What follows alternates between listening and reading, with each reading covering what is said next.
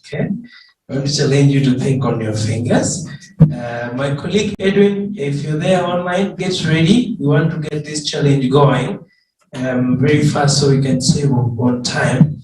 And our challenge this morning is going to be about thinking about the kind of social protection we want to see in the post-COVID-19 era.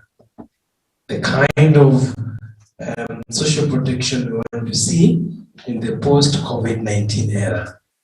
So what we're going to do for the team in the house, you're going to give you 2 to 3 minutes, because we realize you've not been talking to each other and talking with each other.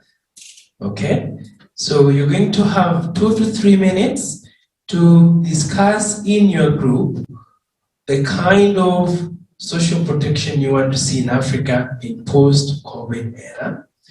We're going to collect 2 to 3 key points, and we're going to ask one of you to speak them out to us.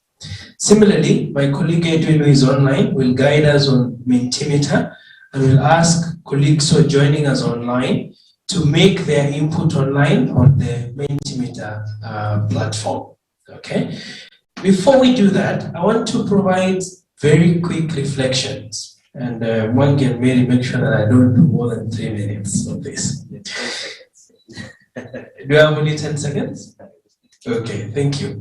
And these reflections are things I was thinking about last evening after our last conversations. And it might be my way of challenging you about the post-COVID-19 social protection that you want to see. One arose from the presentation by Professor Winnie Mitola yesterday. And after Winnie spoke, I was thinking that one of the key things from our presentation was the fact that we are assuming that inclusive processes always automatically translate into inclusive outcomes. That doesn't happen. Okay? So we are talking about inclusive social protection and innovative social protection. This conference is inclusive and just social protection.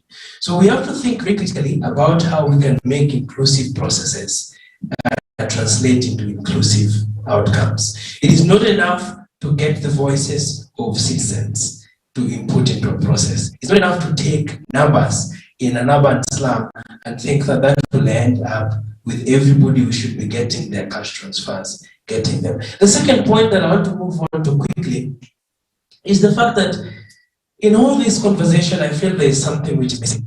And that is the point that politics, particularly the local politics, is absolutely important when we want to talk about expanding and making social protection programs inclusive. Because the MCA, in our case in Kenya, for instance, the governor, the member of parliament, is right at the center of this conversation. So even though development partners play an important role in enhancing or pushing forward social protection programs, the World Bank's, FCDO, Open Society Foundation, for instance, local politics matters. And we need to think critically about how we engage with that politics without assuming that it will always end up supporting our objectives about making social protections just and inclusive. Number 3, arising from that point about local politics is the fact